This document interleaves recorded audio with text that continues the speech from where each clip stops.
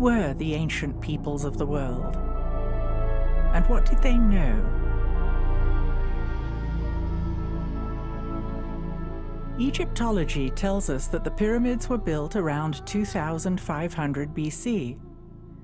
Is there evidence that the pyramids could be much, much older? Has traditional science been able to explain why the pyramids were built? Or is it a puzzle yet to be decoded?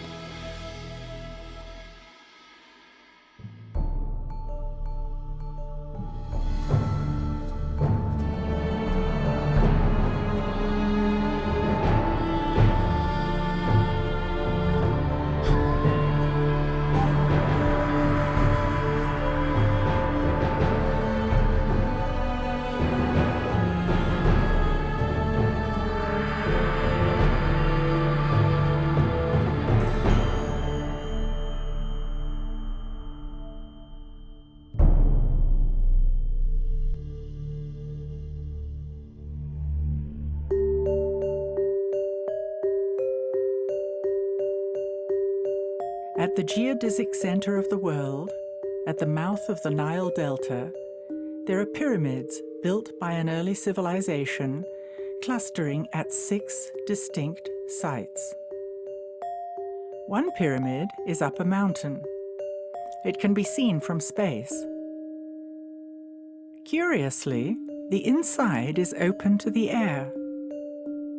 What was its function?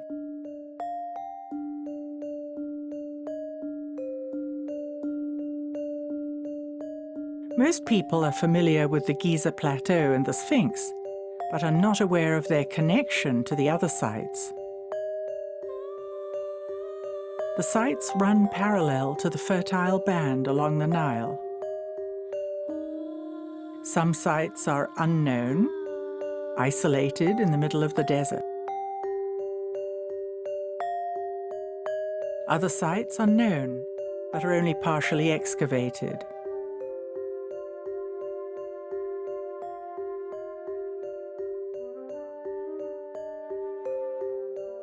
The monumental nature of the sites is hypnotic and stimulates our wonder and curiosity.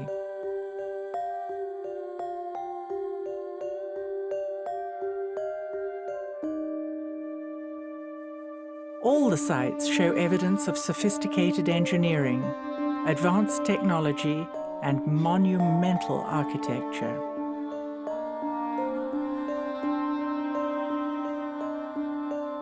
Could the ancients have had an understanding of a superior science?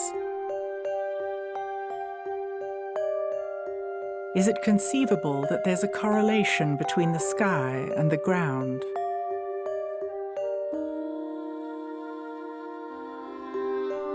Why do we understand so little about the Egyptians?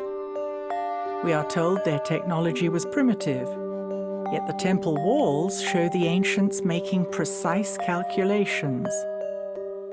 There is plenty of evidence that paints a fuller picture. Let's go and see for ourselves.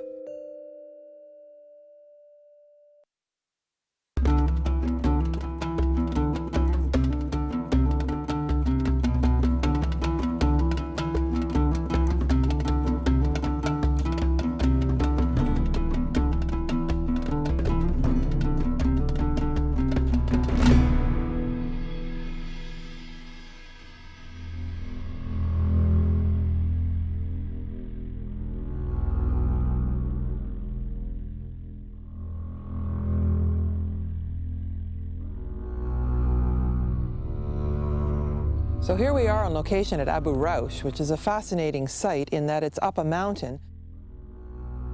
This is a pyramid like no other, open to the air. This site really debunks the theory of pulling stones with rope to get them up on top of a pyramid, in that the stone would have to come up a mountain before it went up a pyramid.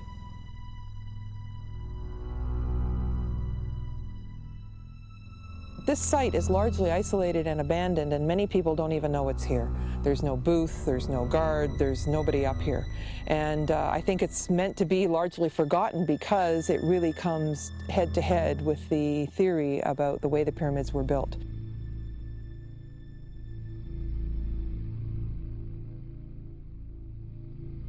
When you look around the site, you see evidence of small stones that are newer, medium stones, and then the ancient large stones.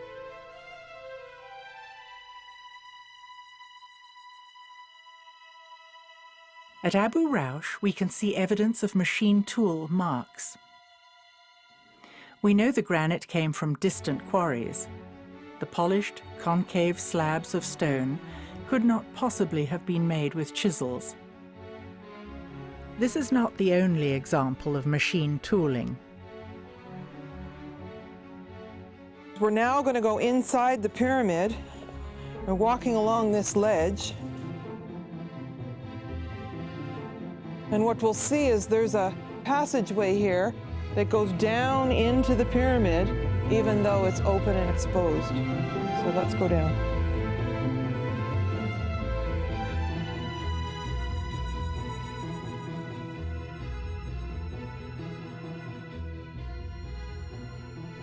If you stand here, all the way through this area, the stone seems to be blackened, and it's evidence of high heat of some kind.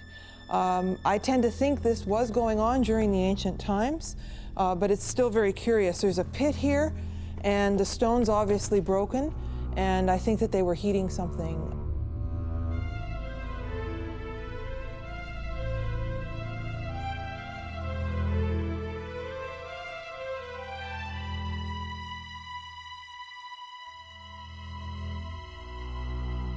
This is the northern point of the Band of Peace. It's the top pyramid in a series of 22 pyramids that go from north to south. So we're now north of the Giza Plateau.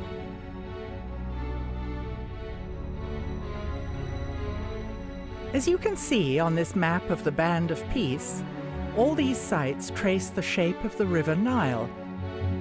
A new theory suggests that the Nile once flowed right in front of the pyramids, and the causeways of all the sites touched the river itself.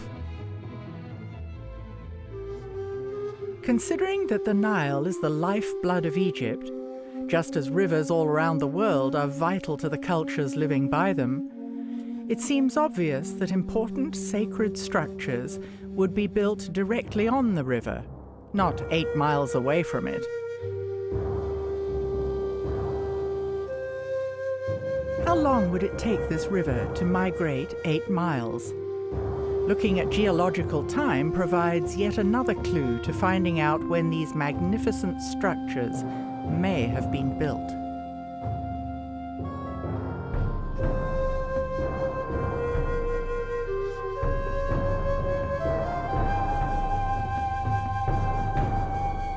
This probably was a seabed, and that the mouth of the Nile started here and that moved along in front of all these pyramids. One of the features of each of the sites in this area is that you can see the pyramids of the next site from the original. From here, the volume of the Great Pyramid and the Second Pyramid look the same.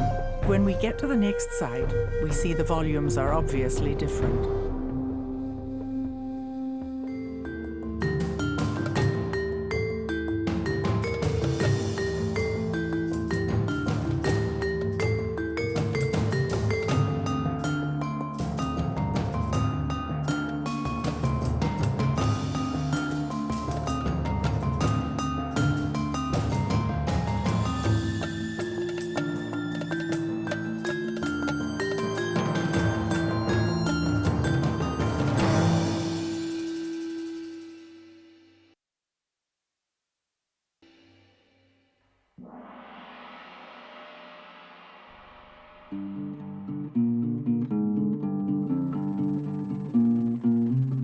It's hard not to be amazed by the pyramids of the Giza Plateau.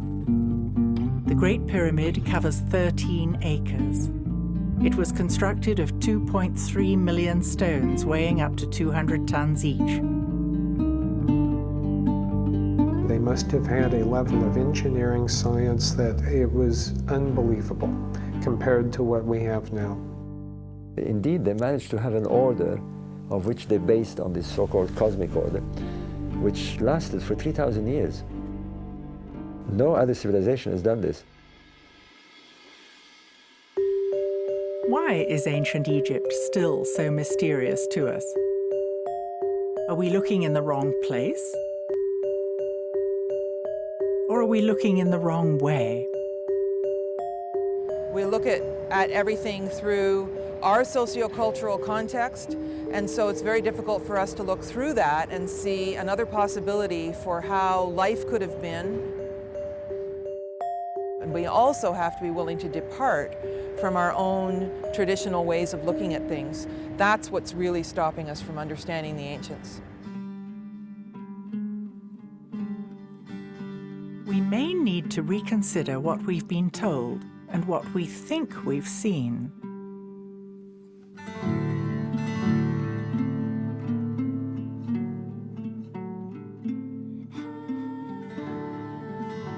For example, instead of thinking that the Egyptians put the causeway at an angle because the Sphinx was in the way, we could consider another reason. At summer solstice, the sun rises along the causeway in front of the Great Pyramid and moves across the sky, setting between the Second and the Great Pyramid, making it hotter in summer. In the winter, the sun rises in line with the Grand Causeway by the Second Pyramid and sets between the Second and Third Pyramids, making a short trajectory, resulting in cooler weather. It appears that the causeways are deliberately pointing towards the rising sun on the summer and winter solstices. Orthodox Egyptologists insist that the pyramids were tombs. Of all of the wild theories floating around the pyramids, the actual wildest is the one that's accepted without question by all Egyptologists, which is that the pyramids served as tombs. All of those concepts about it being a tomb are nonsense. Of all of the theories for which there's zero evidence, that one has zero squared evidence. In fact, I don't even think there's good evidence that it ever was a tomb for any pharaoh whatsoever. I mean, it's obvious we don't find mummies in the pyramids. There's no question you can bring up that Egypt that isn't debatable. The Egyptians themselves, in at least one stone tablet and one papyrus, tell the story that ancient Egypt is much, much older than the Egyptologists think it is. Where the Great Pyramid sits, I believe, is on a much more ancient site. Under the Great Pyramid to this day is the descending passage in the subterranean chamber. I think there's very good evidence that that was carved out in what we would call pre-dynastic times. That goes back to a very ancient date. Based on the hieroglyphics that we have, the second pyramid was in many ways regarded as the primary pyramid on the Giza Plateau. Actually, from many angles on the Giza Plateau, the second pyramid is dominant. The structure underneath it, or the base of it, was older than even the Great Pyramid. There was a platform-type structure where the second pyramid is now. You can see from the platform that it's larger than the pyramid, suggesting there was once something else there. Around the base is a ring of granite, red granite, and at least from what I've seen in Egypt, this is something that was often used around the bases or on structures. When they were renewing them, they were refurbishing them, they were taking older structures, re-energizing them, rebuilding them. It's demonstrable in that the second pyramid is very definitely built in at least 2 stages, the third built in 2 or more stages. I mean, we really don't at the moment have anything to even provisionally to date them with. With the Sphinx, we do.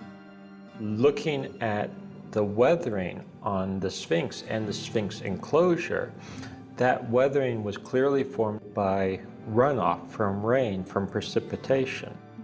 We have the severe weathering, which 99% of the geologists of the world who've heard our evidence concur that it is indeed water weathering and precipitation induced. So it has to have been done by heavy rainfalls in the distant past, and the question then is, how distant was that past? That runoff is coming from up on the plateau. Follow up the plateau northwest of the Sphinx, you ultimately hit the Great Pyramid. The natural topography is the water would run down the back of the Sphinx enclosure, and that's where you see the greatest amount of water precipitation weathering. To have that surface hydrology, you need to have the plateau relatively intact. Now, if you look, currently there's a big quarry interrupting the water flow. So we know that the water flow that was causing that weathering had to occur before that quarry existed. That quarry is well known Egyptologically by inscriptions, etc. That was a quarry that was used when the Great Pyramid was built. So that means that the Sphinx must have been carved earlier. The water was still running off, running down the back of the enclosure wall and causing that weathering before that quarry was a quarry, which means that occurs before the Great Pyramid was built. Basically, we have right there disrupted the traditional chronology. Even Egyptologists agree that the Giza Plateau has a unified ground plan. How does the Great Pyramid display evidence of this correlation? I do think when it was what we would call partially built, it was used as an astronomical observatory. The Grand Gallery, perfectly aligned north-south, opening to the southern sky, would have made a wonderful observational tube, essentially, looking up into the sky. We have shafts pointing to certain stars, Orion's Belt series. We know the stars because they're mentioned in the text. We therefore can use precession astronomy to place the stars back in alignment with these monuments, in this case the pyramids, for example. The Great Pyramid stands exactly at the center of the largest land mass on the planet. Yet, we had no idea of the position of continents until 600 years ago. How could they have known? I've shown that Giza, if interpreted as being Orion's belt counterpart, then the layout of the three pyramids, as they are to the ground meridian, would fit a celestial meridian of these stars at 10,500 BC. They reach the very lowest point in their up and down move. Looking east, you had the Sphinx looking at the constellation of Leo. So you have two major monuments on the same site, looking at constellations that are representative of these features on the ground in the sky. We have evidence that they did it, and the alignments were there. Now, could the pyramid builders have been aware of these alignments? Or why not?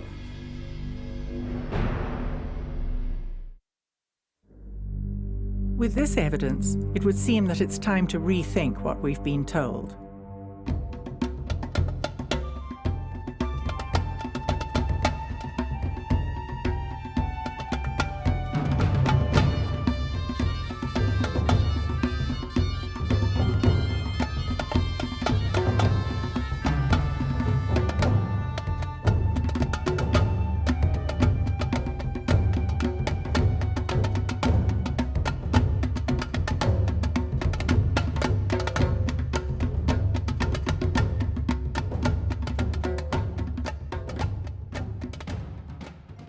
Here we are at Abu Ghurab. You can see that there's no road, no ticket booth, no nothing. This is a very isolated area.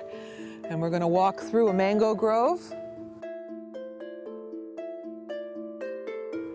If you were to get on a camel and ride south from Giza Plateau, you'd come up over the sand dune and see these other pyramids.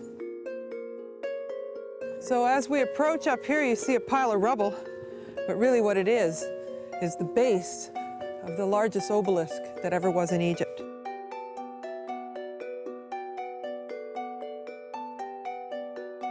Well, here we come up to the platform of the crystal altar.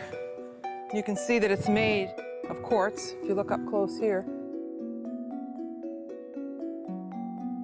These little bits of crystal are coming right off it. And then we have a laser cut 6-foot circle in the middle. And then these points, these huge slabs, these pointing to the 4 cardinal directions, made out of single solid pieces of quartz.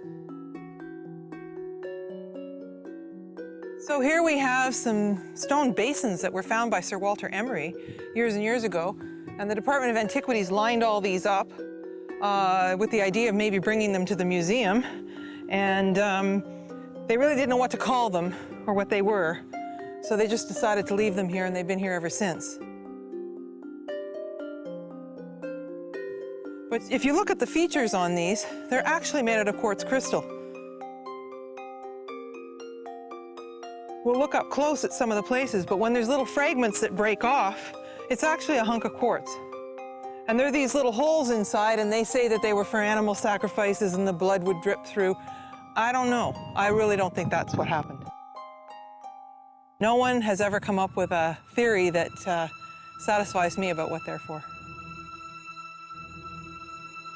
Is there anyone who knows more about this area?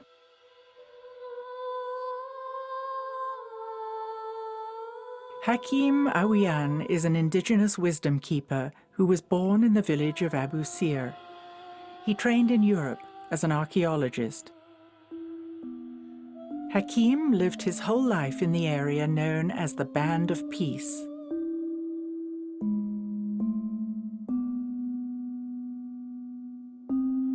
The Giza Plateau was his front yard. 1936-37, the Sphinx then was covered with sand up to the neck. And there was my playing yard. There are tunnels. I used to walk in these tunnels. In water, I used to crawl sometime because it's narrow. At Abu Jarab, we have a crystal altar, a round disc in the middle of 4, a symbol of Hotep.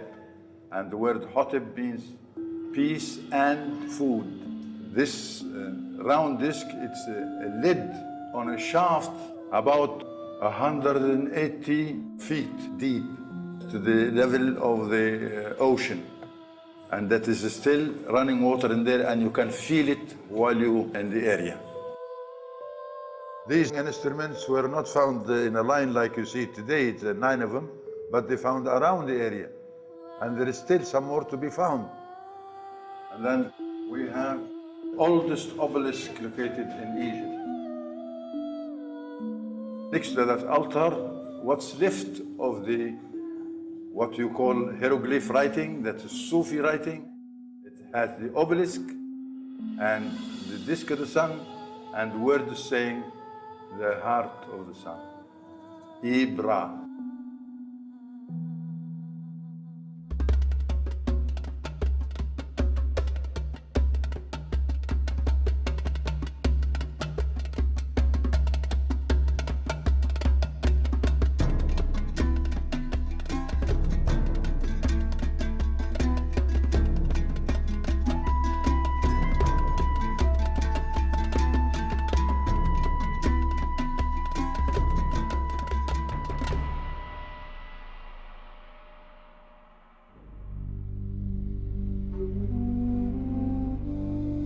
Arriving at Abu Sir, we can imagine the ancient priests and priestesses who trained as high-level initiates here. Just as we have monks, nuns, and priests nowadays, the ancients trained initiates in ritual practices that served the highest good of mankind.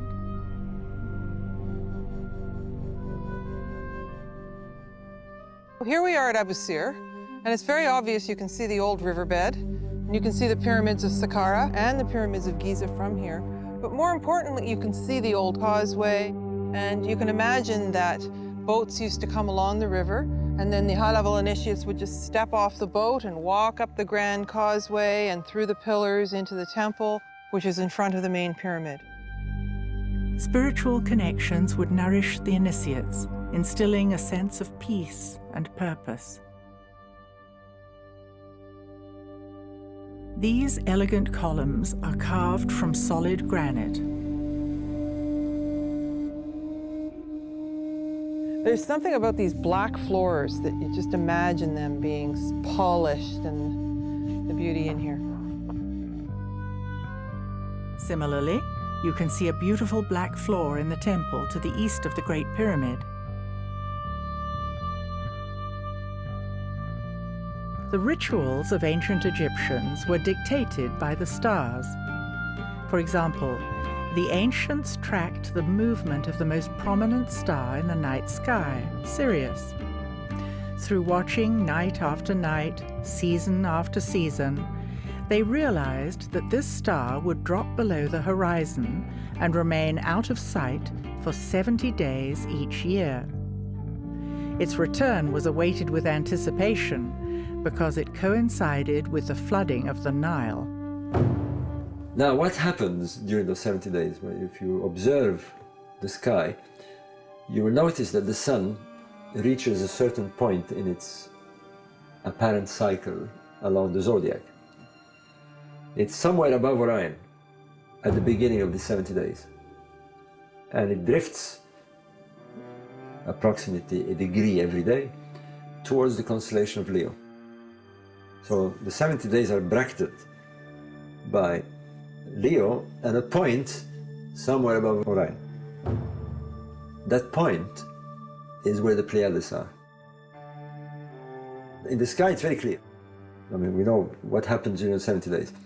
Now, assuming on the ground that the three stars are represented by the three pyramids of Giza, and that the temple of Heliopolis represents the constellation of Leo,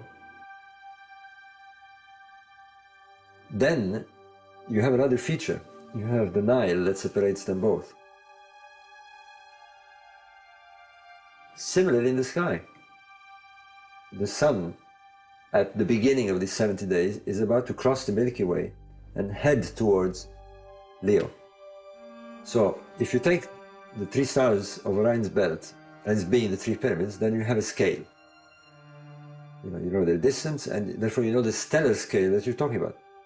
And if you use that scale, you work on the same scale, then the position of Abu Sir fits the Pleiades. And surprisingly, there are 6 pyramids there, and there are 6 or 7 stars there, and they seem to be in a cluster. And indeed, the sun's path is just below the Pleiades. It's not through them, just below them. And odd enough, we find the sun temples just below the Abu Sir pyramids. So we've got sun temple to sun temple. I now call it sun stations. It looks like these were the stations that on the ground the solar king performed these 70 days rituals. A bit like the stations of the cross. So you can see them in a much more archaic and grandiose way. The king went along to these stations, if you like, to perform his rituals, his passion.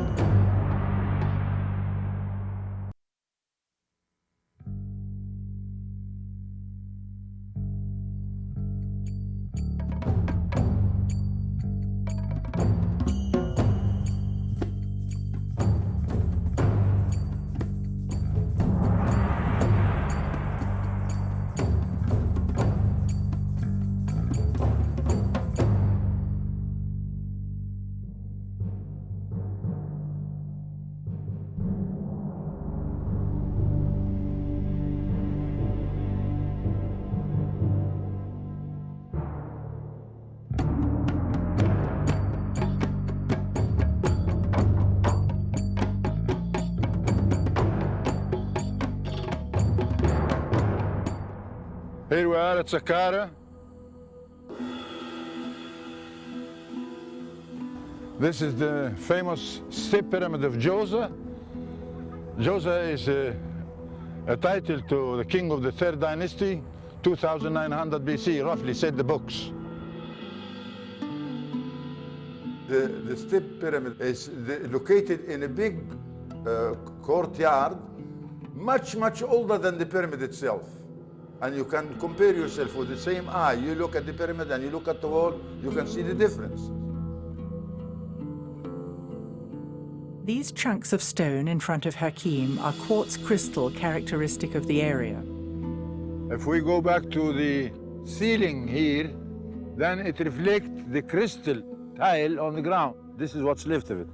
This has been quarried by the natives in the area in the 17th century.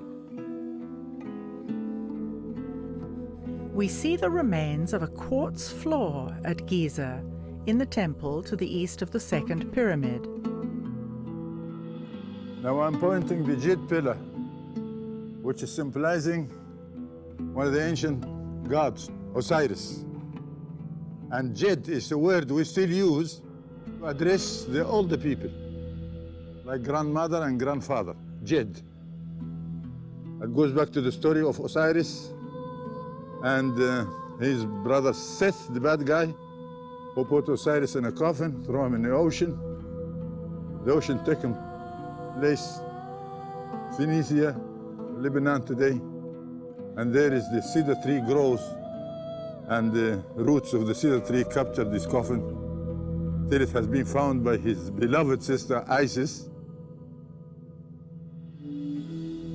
She cried, her tears touch his body, and they live together again for a short while, short enough to make a baby with the name of Horus. The story of Isis, Osiris, and Horus is fundamental to Egyptian cosmology. Isis is connected to the star Sirius, and Osiris is connected to the constellation of Orion. Horus is their prodigal son. I'm going to take you now to see that hospital, the healing with the sound. Stories about ancient healing techniques were passed down from generation to generation by the elders. Hakim explains how sound played a part in diagnosing and healing patients. That line of construction, you see like 3 chambers, it's what's left of the house of the spirit. And it's a healing system with a sound. It's a medical investigation table. And the patient have the right to use either side of the stairs. One on the right, one on the left. So he have to follow, or she have to follow her own antenna to climb up there and choose the point where she stands. Because each point is connected to a cheek chamber. We have 22 of them, 11 on each side, no ceiling. And when you go inside, you can see a niche where the physician put his head in the niche to see what's the matter with his patient laying on this table. And that works with the sound. And the sound source is running water in a tunnel underneath here. So it's a big map of tunnels underneath here. Let's consider that the pyramid sites along the Band of Peace are sophisticated harmonic structures, not only mirroring positions of the stars, but designed to replicate harmonic cavities of the human body. It seems that the chambers in the pyramids are harmonically tuned to a specific frequency or musical tone. Sound healing techniques were used to restore the patient's body to the correct harmonic within. This is the view of Abu Sir to the north of Saqqara, and here is the view of Dashur to the south.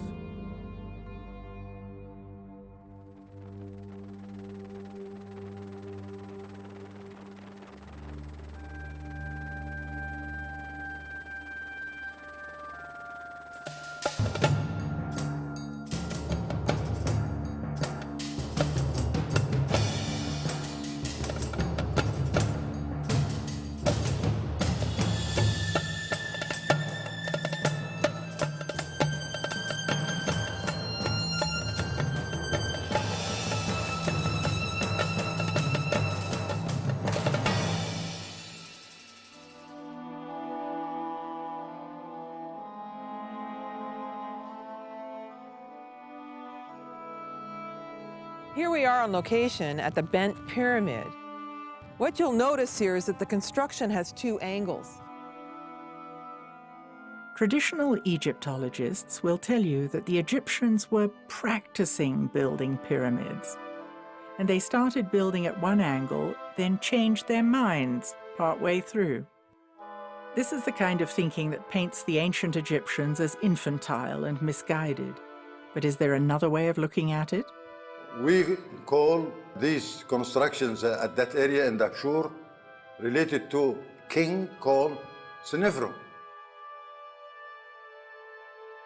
At Dahshur, there are 3 pyramids with 3 burial chambers in each, 9 in total.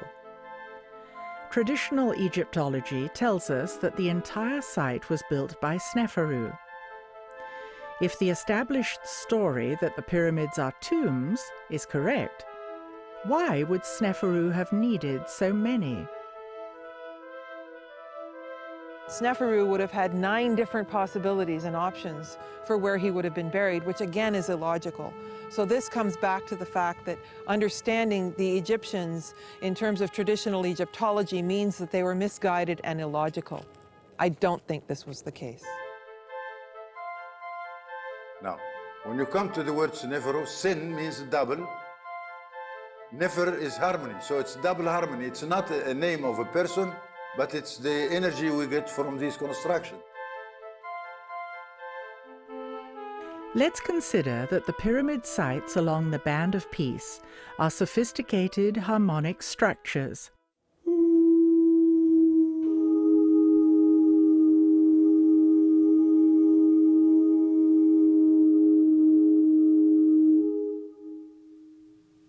It seems that the chambers in the pyramids were harmonically tuned to different frequencies or musical tones. The Bent Pyramid, it has 2 chambers for 2 different sounds. Each chamber in each pyramid, then, could be exemplifying sound technology with distinct tones, creating huge fields of harmonic resonance.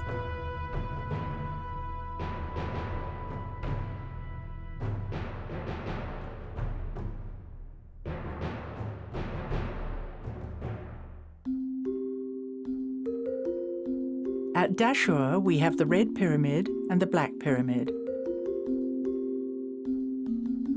The Bent Pyramid is covered in white Tura limestone. So we have red, white, and black. Maybe this is a clue to the Giza pyramids also having distinct colors in the past. It would seem that the Great Pyramid would have been shimmering white with its casing stones. The second pyramid still glimmers red. And the third pyramid has the remnants of black stones.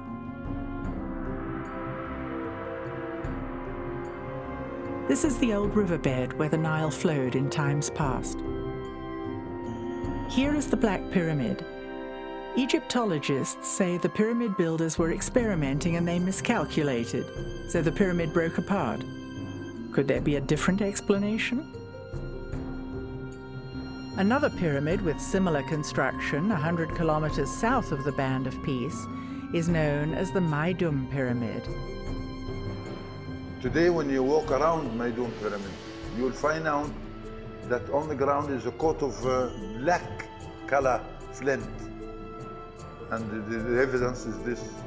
When you pick up one of these flints, you see it's black at the top and the bottom is a different color. And there is a catastrophe happening over there.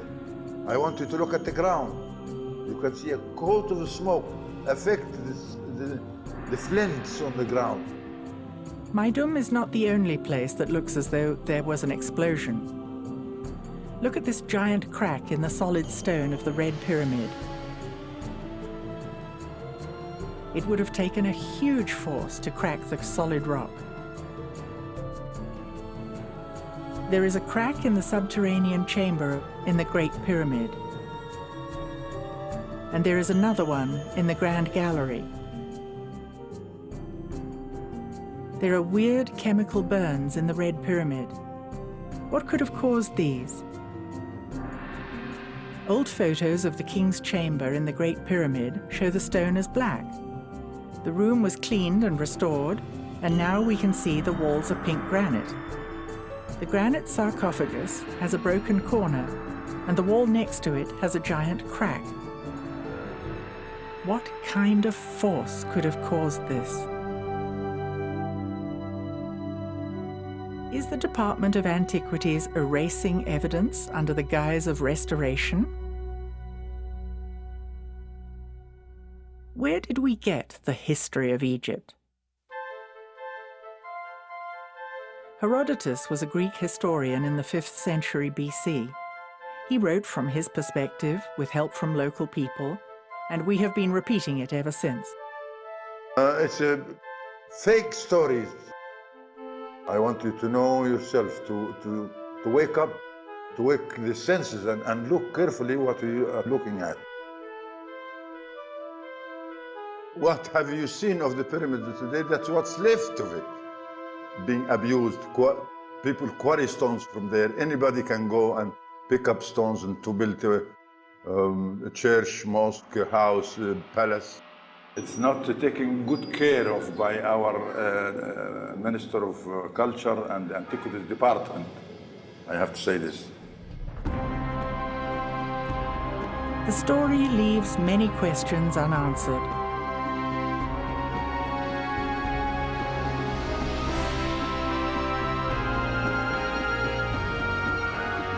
Maybe it is time we use the evidence to reconsider what we've been told.